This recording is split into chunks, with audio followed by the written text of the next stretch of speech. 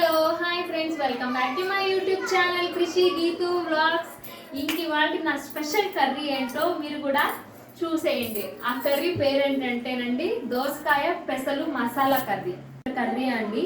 పుల్కాలోకి కానీ చపాతీలోకి కానీ చాలా టేస్టీగా ఉంటుంది. కర్రీలోకి కావాల్సినటువంటి పదార్థాలు ఏంటో చూద్దామండి, రండి. దోసకాయ అండి, ఒక మీడియం సైజ్ దోసకాయ పీల్ చేసి కట్ చేసి పెట్టుకున్నాను. పెసలండి, ఒక 8 hours నానబెట్టి ఉడకబెట్టి పెట్టుకున్న పెసలండి. టమాటాలు చిన్నవి 2 కట్ చేసి పెట్టుకున్నాను. ఒక బిగ్ సైజ్ ఆనియన్ అండి, కరివేపాకు, కొత్తిమీర, పుదీనా అండి. ఇది గరం మసాలా, జీలకర్ర పౌడర్ అండి. ఇది వీటికి కావాల్సినటువంటి పదార్థాలు ఇవ్వండి. ఇంకా కర్రీ ప్రాసెస్లోకి వెళ్దాం అండి. ఇప్పుడు స్టవ్ వెలిగించి ప్యాన్ పెట్టుకుందాం. ప్యాన్ పెట్టానండి.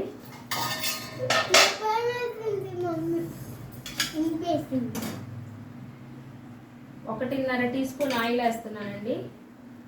కొంచెం ఆవాలు, కొంచెం జీలకర్ర అండి. ఆనియన్స్ వేస్తున్నానండి.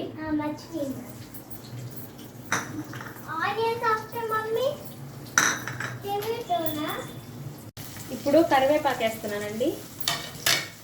ఆనియన్స్లో కొంచెం సాల్ట్ వేస్తున్నాను.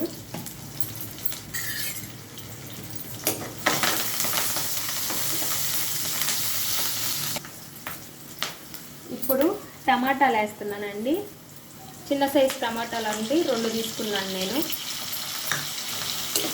ఇప్పుడు ఇవి ఒక 2 నిమిషాలు బాగా ఫ్రై అవ్వాలండి.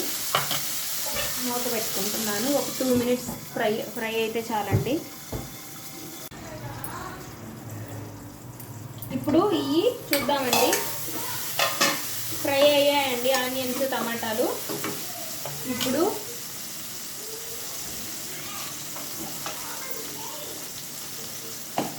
ఒక 1/2 టీ పసుపు వేసానండి.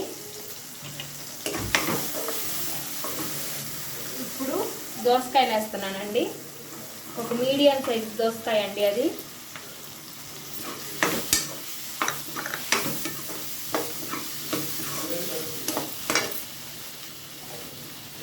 ఇప్పుడు ఇది కొంచెం దోసకాయల్లో సాల్ట్ వేసి బాగా కలిపెట్టుకోవాలండి.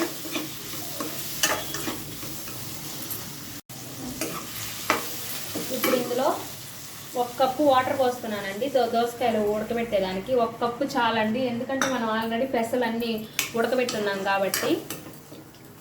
ఇప్పుడు దీన్ని మీడియం ఫ్లేమ్లో ఒక 5 to 10 minutes ఉడికించుకుందామండి. ఇంకిప్పుడు ఇది ఉడికిందేమో చూద్దామండి. దోసకాయ ఆల్మోస్ట్ ఉడికిపోయిందండి, మెత్తగా ఉడికిపోయింది. ఇప్పుడు పెసలు వేద్దామండి. పెసలెట్టినా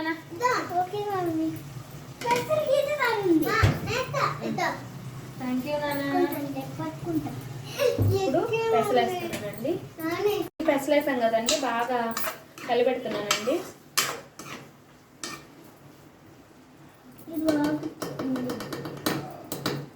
ఇప్పుడు గరం మసాలా, జీలకర్ర వేస్తున్నానండి. ఇప్పుడు పెసలు వేసాక ఎక్కువసేపు ఏం ఉడకాల్సినంత అవసరం ఏం లేదండి.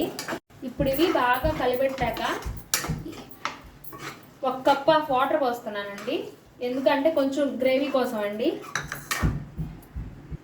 ఇంక వాటర్ ఎందుకంటేనండి, కొంచెం ఇది పెసలు అవన్నీ వేసాం కదండి, గంటితో పెసల్ని కొంచెం ఇలా అంటే మంచిగా దోసకాయ అది బాగా కొంచెం స్మాష్ అయినట్టు అయ్యి గ్రేవీ లాగా చాలా బాగుంటుందండి చపాతీల్లోకి.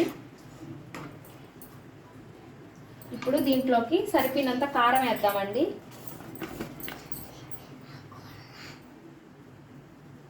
నేను ఒక 1/2 స్పూన్ కారం వేస్తున్నానండి. ఎందుకంటే మా పిల్లలు కారం ఎక్కువ తినరండి, అందుకని. ఇప్పుడు ఒక 2 to 3 minutes ఉడికిద్దామండి. హై ఫ్లేమ్లోనే పెడుతున్నానండి. లో ఫ్లేమ్లో ఏమి అవసరం లేదు, ఎందుకంటే అన్నీ ఆల్రెడీ ఉడికినాయే కాబట్టి అండి.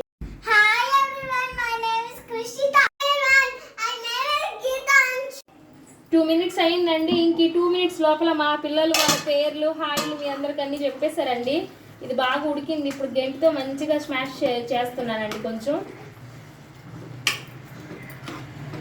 ఇప్పుడు ఇందులో కొత్తిమీర పుదీనా రెండు వేస్తున్నానండి.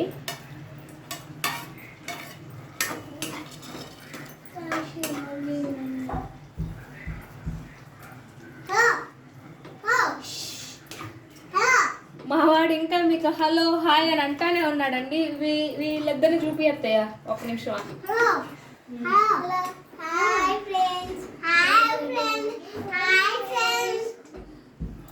అంక అది ఆగదండి. మా వాడైతే చెప్తూనే ఉంటాడు హాయ్ హాయ్ అని. మీకు నీ ఫ్రెండ్స్ అనా అందరూ?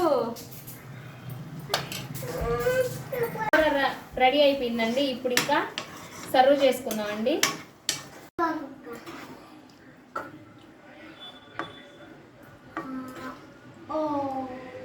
ఇప్పుడు కర్రీ ఫైనల్ గా అయిపోయిందండి. ఇప్పుడు టేస్టింగ్ టైము. ఇప్పుడు వీళ్ళిద్దరు టేస్ట్ చేసి నాకు కామెంట్ చెప్తారంట ఎలా ఉందో చూస్తాను.